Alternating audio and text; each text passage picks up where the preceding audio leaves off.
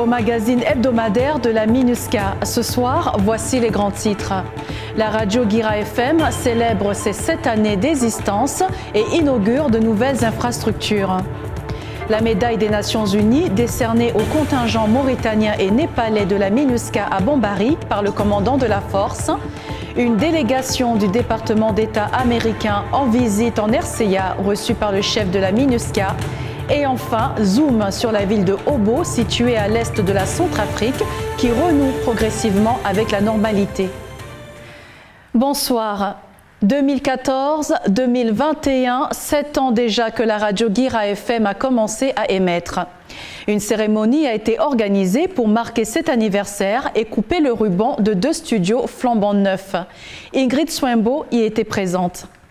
À l'occasion des 7 années de la radio Guira FM, 2 nouveaux studios ont été inaugurés lors d'une cérémonie en présence du représentant spécial du secrétaire général des Nations Unies et chef de la MINUSCA, Mankeur Ndiaye, du ministre de la Santé Pierre Somsé, du directeur de la communication de la MINUSCA Charles Bambara et de nombreuses personnalités de la mission et des médias. Dans son discours, le chef de la MINUSCA a tenu à souligner l'un des objectifs importants de la radio Guira FM.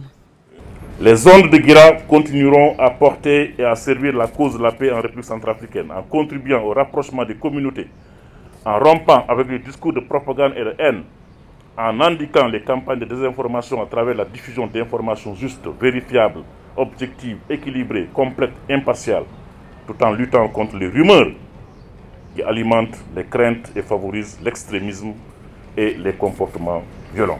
Un hommage a été rendu lors de cette cérémonie à 2 collaboratrices ayant perdu la vie en 2021. Il s'agit de Maha Fayek, première directrice de la radio Guira FM, et de Myriam Leokadi-Gonda, productrice radio. Les plaques commémoratives portant leurs noms respectifs ont été dévoilées après la coupure du ruban par le chef de la MINUSCA et le ministre de la Santé. Ces nouveaux studios, forts de cette symbolique, auront également pour but d'améliorer les conditions de diffusion de la radio Guira FM. Ces studios sont vraiment des studios de dernier cri, de dernière génération, qui permettront donc à Guira FM de continuer sa gamme de programmation normale. Et lorsqu'il y a une crise dans une ville particulière en Centrafrique, ces studios nous permettront d'avoir des émissions particulières en direction de cette ville, tout en ne dérangeant pas la programmation générale de Guira FM dans le reste du pays. Voilà un peu la technique nouvelle que Guira a acquis et que Guira va mettre en œuvre à partir d'aujourd'hui, après l'inauguration donc de ces studios. L'appui à la communication du gouvernement centrafricain afin de soutenir les besoins de communication du gouvernement centrafricain dans le cadre de l'extension de l'autorité de l'État centrafricain en province a également été évoqué lors de cette cérémonie. La MINUSCA, à travers la radio Guira, offre une plateforme aux autorités locales dans le ministère de la Santé, comme en témoigne la retransmission de la conférence de presse hebdomadaire dans le cadre de la lutte contre la Covid-19. Il y a aussi l'installation de certaines antennes nationales de la radio Centrafrique aux côtés de celles de Guira FM qui ont permis ainsi l'augmentation de la couverture hertzienne. Guira est la première station radio qui a une contribution permanente, constante, substantielle dans la lutte contre le Covid, en offrant au ministère de la Santé et particulièrement à moi-même la possibilité d'interagir avec la population chaque semaine pour au moins 1 heure. Ça peut aller jusqu'à 2 heures. La radio Guira FM, créée en 2014, emploie 41 journalistes et techniciens. Elle est présente dans 14 préfectures de la République centrafricaine. Guira FM, la fréquence de la paix. Guira signifie littéralement arbre à palabre en langue locale. Nous nous rendons à présent dans la ville de Bambari, auprès du commandant de la force de la MINUSCA, pour assister à une cérémonie de remise de médailles aux contingents népalais et mauritaniens. Crispin Dembassa Kété y a fait le déplacement pour nous en dire plus. Le lundi 13 septembre 2021, le commandant de la force de la MINUSCA, le général de corps d'armée Daniel Sidiki Traoré, accompagné d'une équipe de son état-major, s'est rendu à Bambari, une ville située sur la rivière Ouaka à 384 km au nord-est de Bangui, où il a présidé la cérémonie de remise de la médaille des Nations Unies aux éléments du 5e contingent mauritanien et du contingent népalais. Ils sont au total 1048, soit 450 éléments, dont 11 femmes pour la Mauritanie et 598, dont 7 femmes pour le Népal. Cette distinction, qui est octroyée au bout de 3 mois de service pour la paix, leur est décernée après 12 mois de déploiement au sein de la MINUSCA. Était présent à cette cérémonie le commandant du 5e bataillon mauritanien, le colonel Mohamed Etman Saïd, le commandant du bataillon népalais, le lieutenant-colonel Meraj Tiwari, le maire de la ville de Bambari, Abel Machipata, le représentant du préfet de la Waka, Nike Saturne Grepandé, et le chef intérimaire du bureau de la MINUSCA de Bambari, Albert Diouf. Aux femmes et aux hommes du bataillon népalais et du bataillon mauritanien, je voudrais également aussi leur adresser ma profonde gratitude pour leur professionnalisme, leur discipline, bref, leur esprit militaire. Votre comportement exemplaire et votre détermination à la mise en œuvre des valeurs cardinales des Nations Unies, particulièrement dans la protection des populations civiles, a permis et a contribué à ramener un environnement serein dans la ville de Bambari. Souvenez-vous que, en recevant la médaille des Nations Unies aujourd'hui, il y a cette phrase qui est inscrite au dos de cette médaille. Pour la paix, au service de l'humanité, vous devez vous donner entièrement à cette mission. En ce qui concerne le 5e bataillon mauritanien, leur zone de responsabilité est subdivisée en une base opérationnelle permanente à Bambari et 2 autres bases opérationnelles temporaires à Ngakobo et Tabaka. En dehors de la protection des populations civiles, le 5e bataillon mauritanien assure la sécurisation des 4 positions clés dans la ville de Bambari, à savoir l'axe Bambari-Ipi et l'axe Bambari-Alindao, et assure la sécurisation de l'aéroport de Bambari et de l'évêché installé à l'intérieur de la ville. Il assure également des missions d'escorte vers toutes les directions de la ville. Concernant le bataillon népalais, au-delà de la protection des populations civiles, le bataillon exerce des activités civilo-militaires. Ils ont mené des opérations de sécurisation lors des élections du 27 décembre 2020, le transport et l'escorte du matériel et des agents électoraux à Bambari, Kwango et à Bokaranga. Il faut noter que lors des attaques des groupes armés de la coalition des patriotes centrafricains en décembre 2020, le bataillon népalais a eu à faire preuve de professionnalisme en repoussant les agresseurs. Le contingent népalais de la MINUSCA a été déployé aussi à Boganangan dans le secteur ouest, à Lindao, à Kwango et Bakuma dans le secteur est où la situation sécuritaire s'était dégradée. Cette médaille, au-delà de la symbolique, témoigne de la satisfaction de la mission pour le travail accompli par ces casques bleus durant leur séjour en République centrafricaine. Pour rappel, le 5e bataillon mauritanien et le 3e bataillon népalais étaient respectivement déployés au sein de la MINUSCA en septembre et octobre 2020. À cet effet, ils ont contribué à de nombreuses opérations de sécurisation de la localité. Le mois de novembre prochain marquera le renouvellement du mandat de la MINUSCA. À ce sujet, des membres du département d'État américain sont venus en République centrafricaine afin d'en savoir davantage sur le fonctionnement de la MINUSCA. Ils ont été reçus par le chef de la MINUSCA. Plus de détails dans le reportage qui va suivre.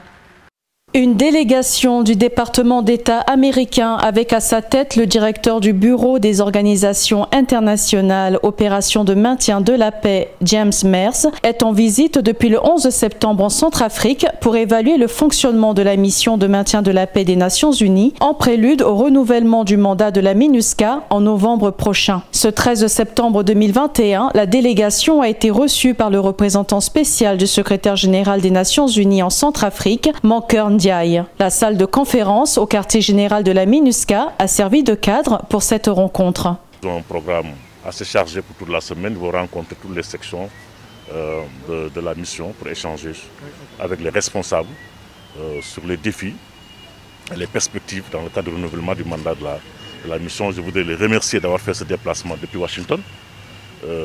Dans un contexte très difficile avec la Covid, malgré tout, ils ont tenu à venir.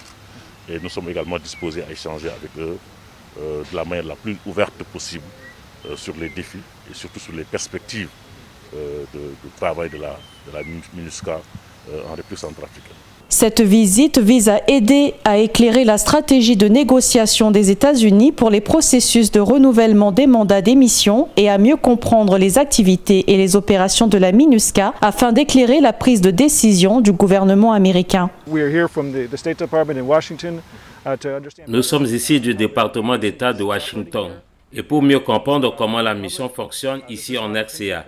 C'est une opportunité parce que le mandat est sur le point d'être renouvelé et de comprendre comment le mandat fonctionne. S'il est nécessaire d'apporter des modifications au mandat, et donc ce que nous allons faire au cours de cette semaine, c'est échanger avec de nombreux citoyens centrafricains. Nous avons commencé avec le représentant spécial de la MINUSCA. Nous parlerons avec de nombreux autres chefs de différents départements de la mission et nous parlerons également aux membres du gouvernement pour mieux comprendre leur point de vue. Et nous parlerons également aux membres de la communauté centrafricaine.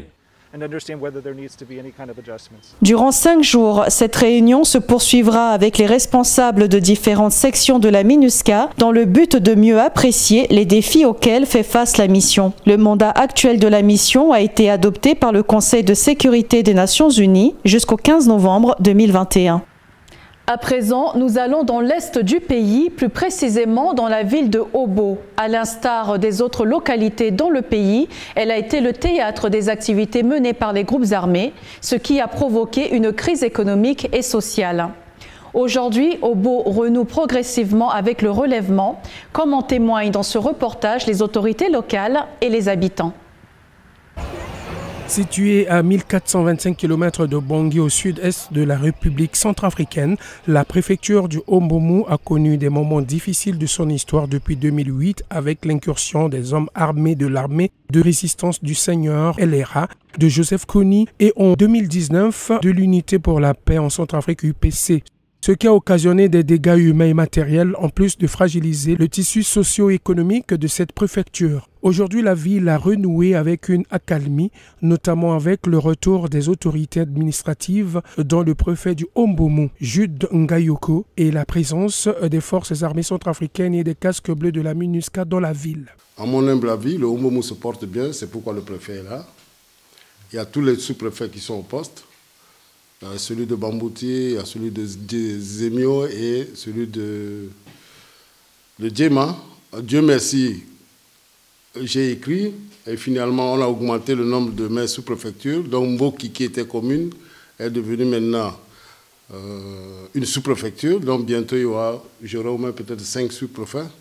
Mais le manque d'infrastructures routières, de personnel enseignant, médical et de différents ministères, l'absence d'institutions scolaires et d'eau potable à Bambouti figure parmi les défis que les autorités du Haut-Mbomou tentent de relever.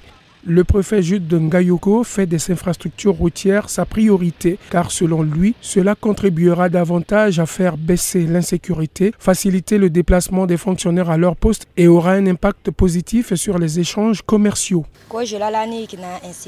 Avant, nous étions en insécurité, mais maintenant, les forces armées centrafricaines et les forces de la MINUSCA veillent sur nous. Et cela a permis à la population de vaquer librement à leurs occupations. Des efforts sont aussi menés en faveur de l'éducation. En effet, l'établissement scolaire préfectoral dispose désormais d'un bâtiment de 4 salles de classe. Un ouvrage réalisé par la MINUSCA dans le cadre de ses projets à impact rapide. Ce projet a été réalisé suite aux nombreuses difficultés qu'éprouvent les enseignants et parents d'élèves pour assurer l'éducation des jeunes filles et garçons dans le Haut-Mbomou. Le projet permettra donc d'accroître la capacité d'accueil de l'école, à réduire des effectifs pléthoriques des élèves dans une salle de classe, à un environnement garantissant un meilleur taux de réussite scolaire. Dans le cadre de ce même projet, un bâtiment servant de bureau de l'administration du Collège d'études générales CEG a été construit. Il permet aux responsables académiques d'avoir un bureau leur permettant de mieux conserver les archives, les livres et autres documentations. Les 2 bâtiments, c'est depuis 2012 et en 2016, la MINUSCA, sur notre demande, nous a donc construit ce bâtiment qui abrite en ce moment l'administration de l'établissement. Les premières difficultés ici, c'est d'abord le manque du personnel, que ce soit au niveau de l'administration, que ce soit au niveau des enseignants. On a toujours des difficultés pour avoir les gens qu'il faut pour nous aider dans le travail. Le coût total de ces 2 projets s'élève à plus de 44 millions de francs CFA. Autre projet, celui réalisé en faveur des femmes. Dans le cadre de la relance du processus de dialogue et de paix à Obo, Mboki et Zemio, la MINUSCA, à travers sa section des affaires civiles, a appuyé les femmes vulnérables dans la mise sur pied d'activités génératrices de revenus. 30 femmes déplacées internes du groupement du site de Mboki à Obo ont ainsi bénéficié de financement pour l'élevage des porcins.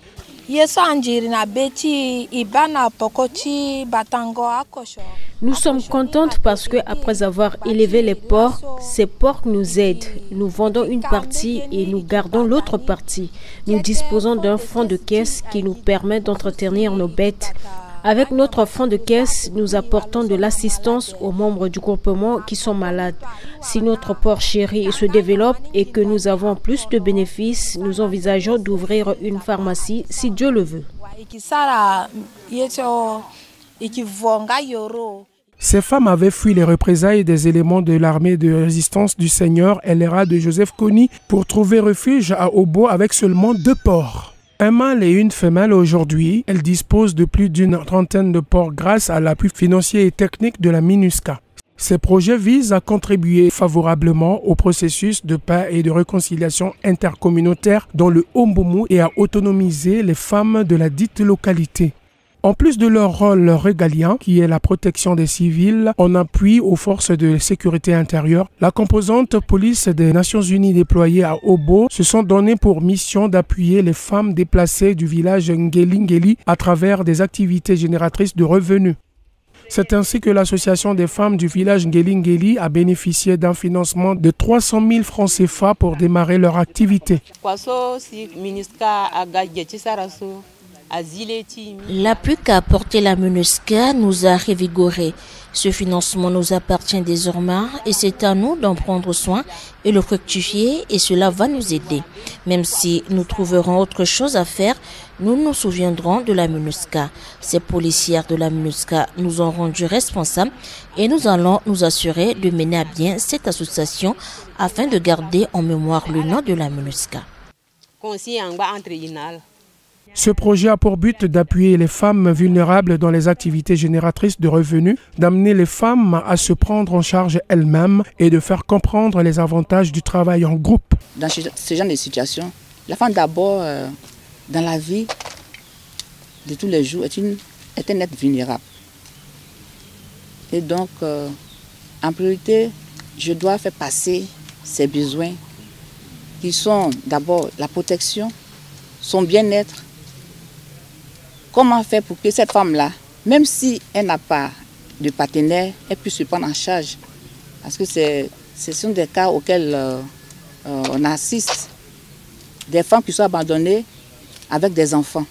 Si déjà cette dame-là ne sait pas se débattre dans la vie, comment est-ce qu'elle fera pour s'en sortir si elle n'est pas autonome? C'est ce que nous essayons de faire avec ces femmes.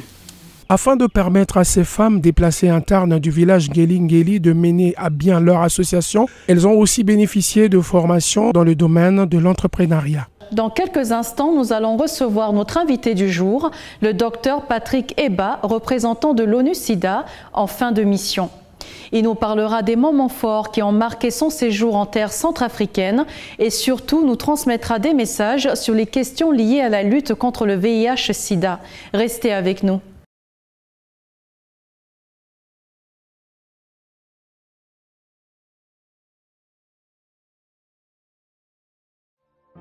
This year's International Day of Peace comes at a crisis point for humanity.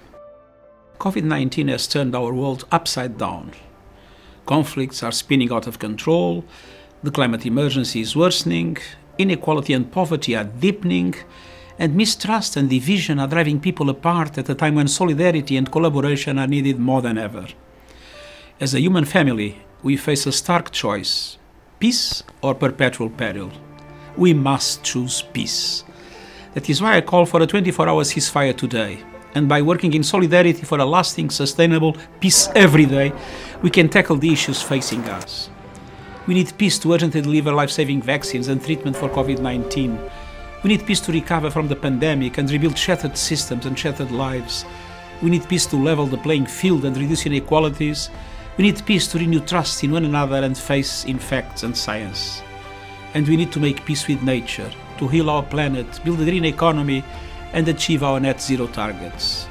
Peace is not a naive dream. It is a light in the darkness, guiding us to the only pathway to a better future for humanity. Let's walk the pathway of peace as if our lives depended on it, because they do. Thank you.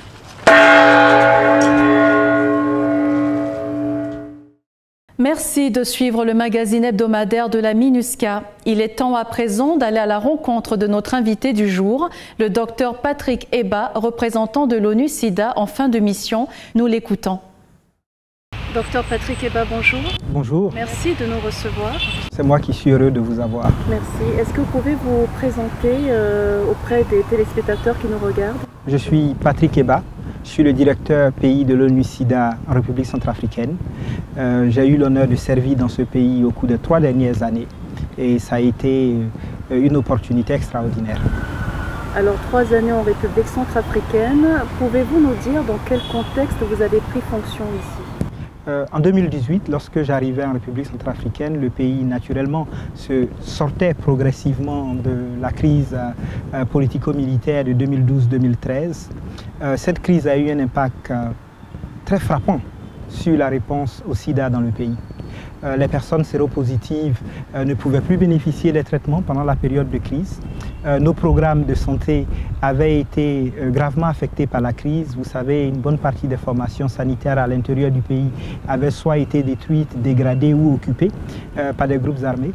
Le programme de lutte contre le sida avait connu de nombreux perdus de vue, c'est-à-dire des personnes qui étaient sous traitement et qui ne pouvaient plus accéder au traitement, qui avaient changé de zone d'habitation, etc. à cause des déplacements massifs à travers le pays.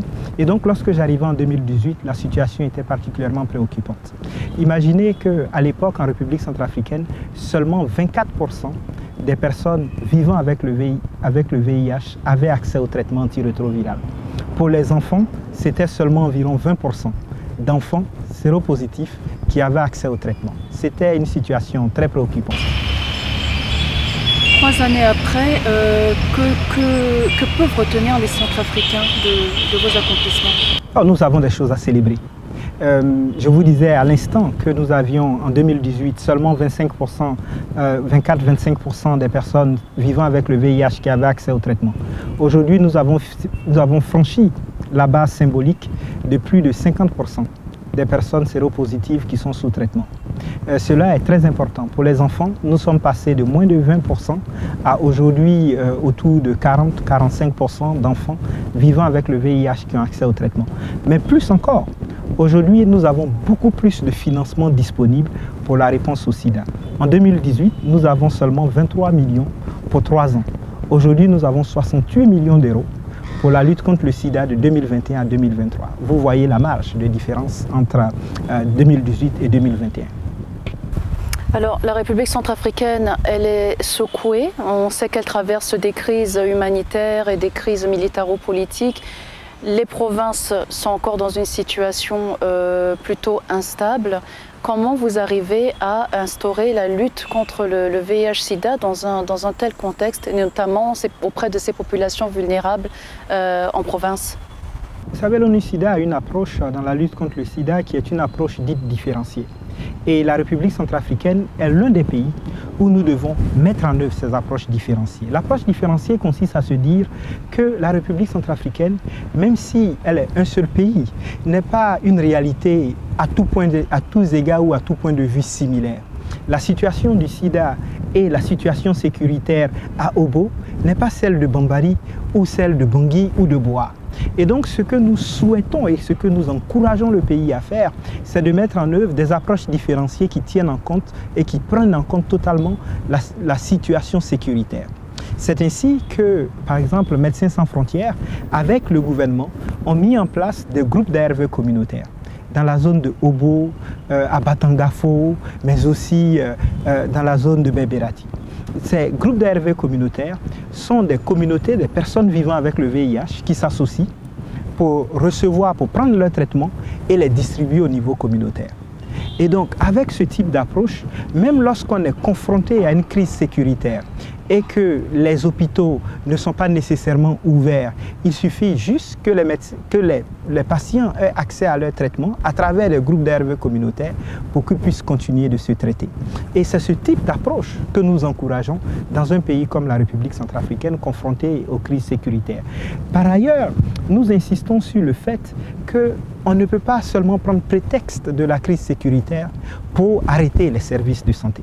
Pour preuve, pendant la dernière crise liée aux élections, nous avons pu voir que les formations sanitaires ont continué à opérer.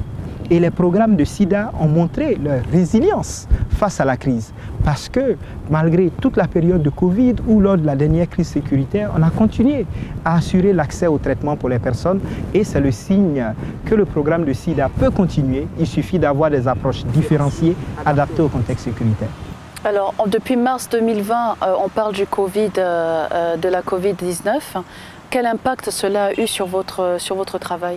Le premier impact, c'est que les personnes vivant avec le VIH sont particulièrement vulnérables à la Covid-19. Parce que, vous savez, le VIH affaiblit le système immunitaire et un virus comme celui responsable du Covid peut en profiter pour impacter plus durement les personnes vivant avec le VIH. Et donc ça, c'est le premier impact de la Covid-19. Le deuxième impact, c'est que la Covid-19, dès l'entame de cette pandémie, a créé une forme de surcharge de responsabilité pour les agents de santé. Et en conséquence, d'autres maladies, d'autres programmes de santé en ont pâti. Et c'est le cas du programme de lutte contre le VIH et la tuberculose. Le troisième impact de la Covid-19, c'est que cette maladie a tout simplement occupé tout l'espace médiatique, de telle sorte que les programmes de sensibilisation sur le VIH ont également été affectés. Mais nous ne sommes pas restés les bras croisés. Dès l'émergence de la Covid-19, la première chose que nous avons faite, ça a été de mobiliser les associations de personnes vivant avec le VIH, ici en République centrafricaine, avec le gouvernement, pour que ces personnes-là contribuent à la sensibilisation. Nous avons monté, avec le soutien du fonds MPTF, c'est un fonds des Nations Unies, nous avons monté un programme pour assurer l'accès aux masques pour les personnes, donc le masque de protection, pour les personnes vivant avec le VIH. Et ces masques étaient fabriqués par les associations de personnes vivant avec le VIH ici à Bangui. L'autre chose que nous avons également faite pendant la période de Covid-19, c'est que nous avons lancé une campagne intitulée « Le SIDA n'est pas confiné ».